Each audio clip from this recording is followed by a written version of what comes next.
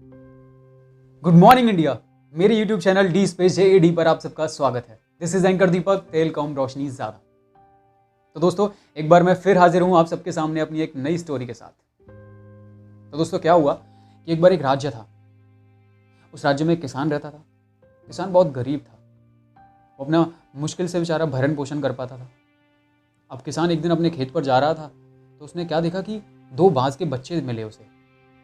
अब दोनों बाज के बच्चों को उसने हाथ में लिया तो देखा कि दोनों बाज के बच्चे बेहद सुंदर थे। वो उनको देखकर बहुत आकर्षित हुआ।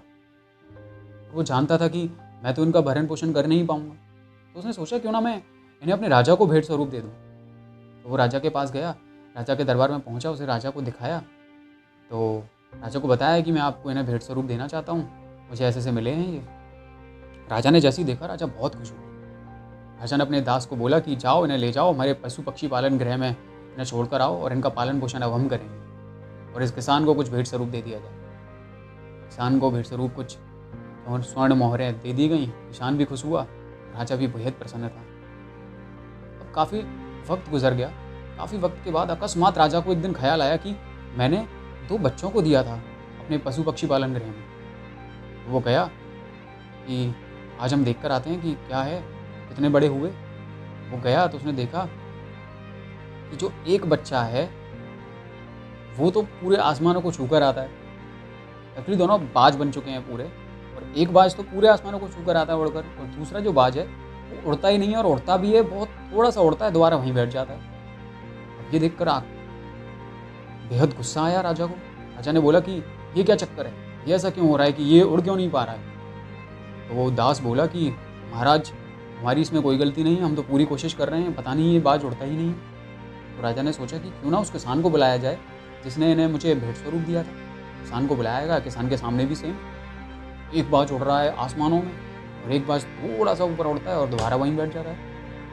किसान समझ गया। किसान ने बोला कि मुझे थोड़ा सा वक्त दीजिए महाराज, अब ये दोनों बाज उड़ने लगेंगे थोड़ी देर बाद जब महाराज को दोबारा बुलाया गया तो देखा कि दोनों बाज अब आसमान में उड़ रहे हैं। बेहद प्रसन्न हुआ राजा। महाराज ने बोला कि हे किसान, ये कैसे हुआ कि अभी तो हम देख पा रहे थे कि एक बाज उड़ ही नहीं रहा था और अभी दोनों बाज उड़ रहे हैं, ऐसा कैसे हुआ। तो किसान ने बोला कि महाराज, दरअसल मैंने वो डाली ही काट दी जिस पर ये बाज बैठा हुआ था। इस डाली से इसको मोह हो गया। आप समझे, हम अपने कंफर्ट जोन से बाहर नहीं आना चाहते। हम अपने कंफर्ट जोन से इतना मोह कर लेते हैं, इतने प्यार कर लेते हैं कि हम उससे बाहर आना ही नहीं चाहते।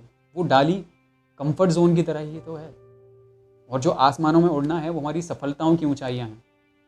जब तक हम अपने कंफर्ट जोन से बाहर नहीं निकलेंगे, हम सफलता की ऊंचाइयों को छू नहीं पाएंगे। हम कभी पुरानी चीज़ों से मोह रख लेते हैं, कभी किसी चीज़ से मोह रखते हैं। हम अपने कंफर्ट जोन में आ जाते हैं। हमारी ज़िंदगी अच्छी चल रही है, सब कुछ अच्छा चल रहा है, मैं क्यों जाऊँ बाहर, क्यों हूँ परेशान, मुझे कितनी परेशानी झेलनी पड़ेगी, कितना स्ट्रगल झेलना पड़ेगा। हम स्ट्रगल से डर जाते हैं, तभी तो हम सफल नहीं हो पाते। तो कंफर्ट जोन से बाहर निकलना पड़ेगा अगर आपको कुछ बड़ा करना है। अगर आप बड़ा करना चाहते हैं तो आपका स्ट्रगल भी तो बड़ा ही होगा ना। तो ऐसी ही कहानियों के साथ मैं रोज़ आता रहूँगा आपके सामने। अब मिलेंगे हम अपनी नेक्स्ट वीडियो में आपसे। तब तक के लिए बाय बाय।